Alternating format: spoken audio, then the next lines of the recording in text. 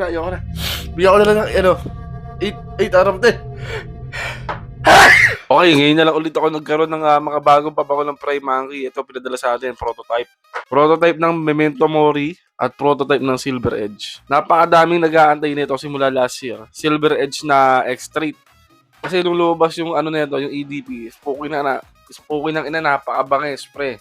Siyempre, unahin na natin amuyin itong ano nila, Silver Edge. You know, na-miss ko tong ano na to. Woo! Ay. King ino mo sarap, pre. Woo! Ang ganda ng aromatic sa opening, pre. Citrus na may something nutty, citrus nutty, aromatics, floral. And super musky, men. Sarap. Ang bango-bango. Still sharp. Katulad nung nauna, sharp pa rin siya. But this is good.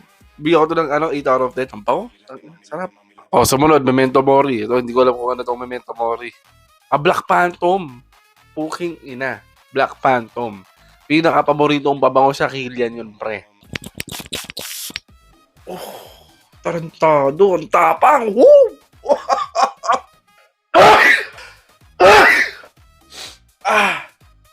Sobrang lakas ng Black Phantom, pre. Napaluha ako, Ang lakas. Okay, yung version yung version nila ng Black Phantom, kulang ng konti sa pagka-boost, tapos medyo mas chocolatey siya. Ito na point na parang truffle chocolate yung amoy, na sobrang lakas ng pagiging chocolate na amoy, gano'n.